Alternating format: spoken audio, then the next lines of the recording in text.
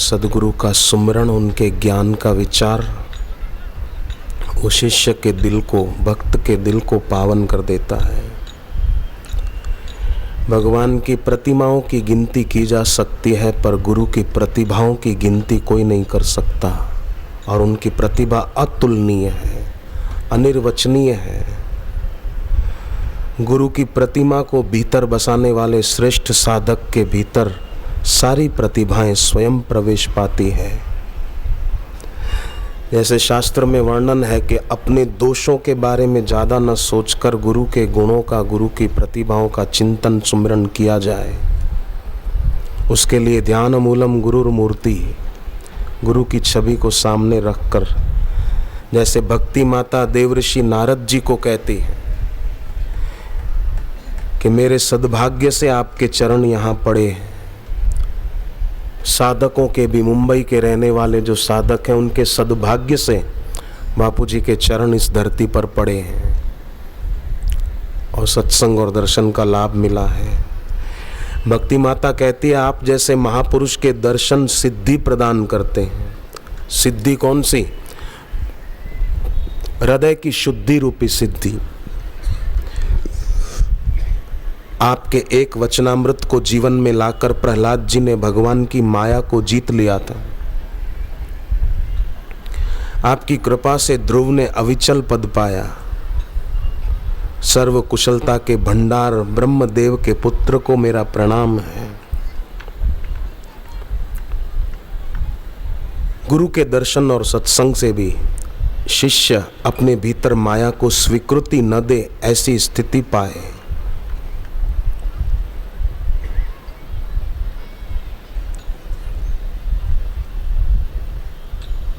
ध्येयम सदा परिभवग्नम अभिष्ट दोहम। भागवत में लिखा है कि ऐसे महापुरुष के चरणों का ध्यान करने वाला भक्त कभी हारता नहीं है। ध्येयम सदा परिभवग्नम, हार नहीं होगी और फायदा क्या होगा? अभिष्ट सिद्ध हो जाएगा। एक आदमी स्कूटर पे जा रहा था, गोकुल चंद गोयल उसका नाम, आगरा में।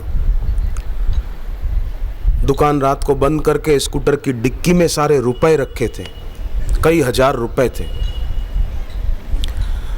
तो रात का टाइम, एक सुनसान गली में उसको 4 लुटेरों ने घेर लिया। एक के हाथ में बंदूक थी, कहा उतर स्कूटर से। उतर गए।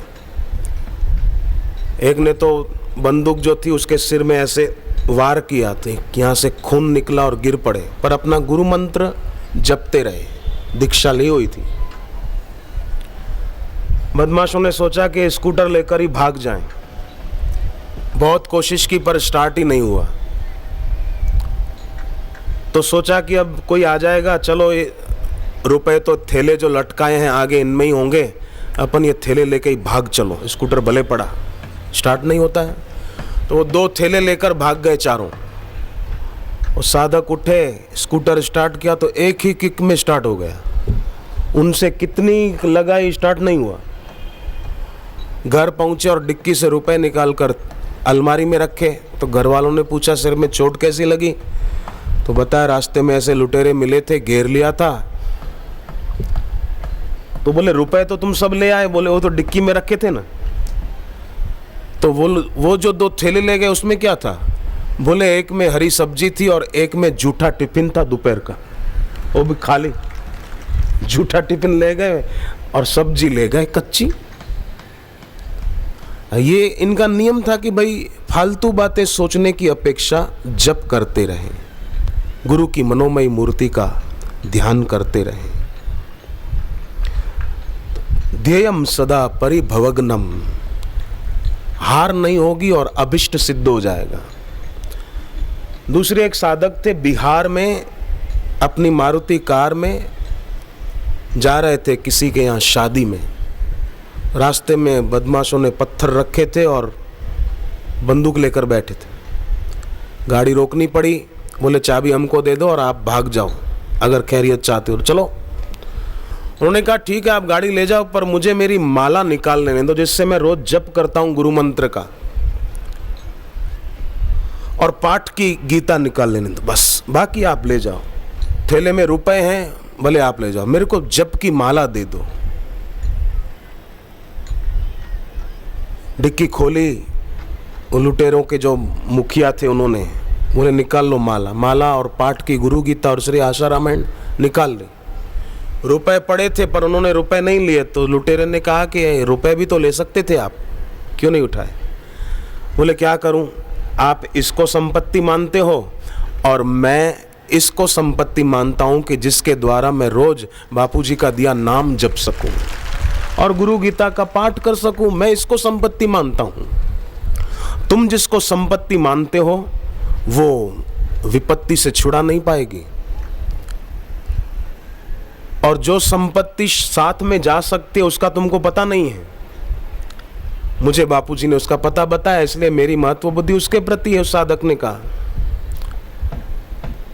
भक्त की ऐसी कल्याणकारी बात सुनकर उस लुटेरों के मुखिया का मन बदल गया।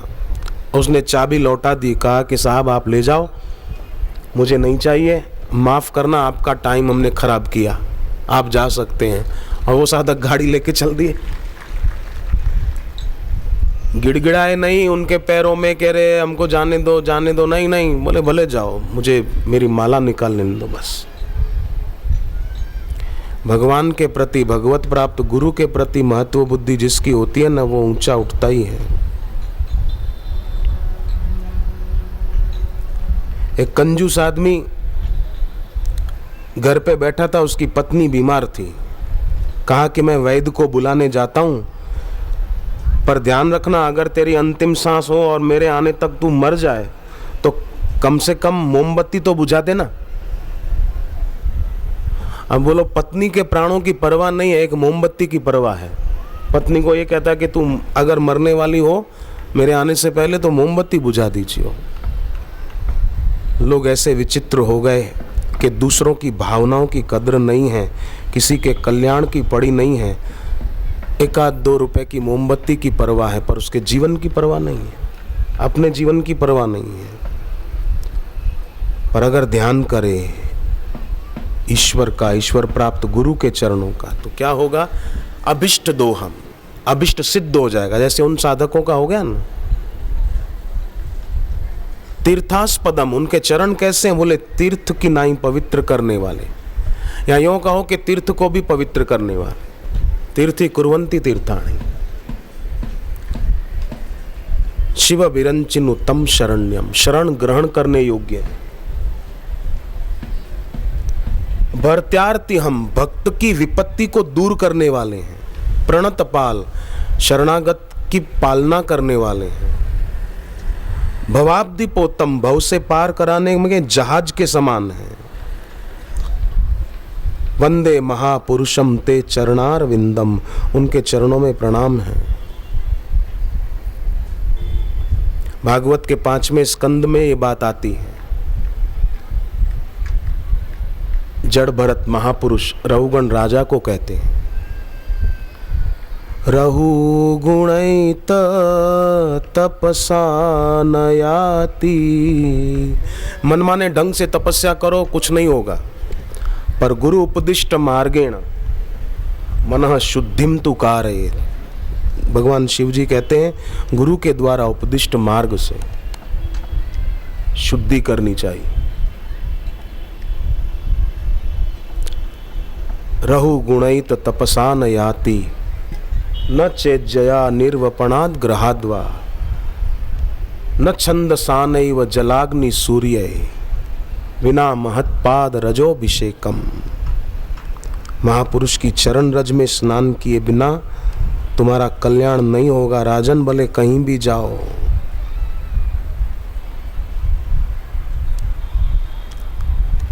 बाद में राजा को प्रेरणा हुई और उन्होंने उनके चरणों में प्रणाम करके ज्ञान प्राप्त किया।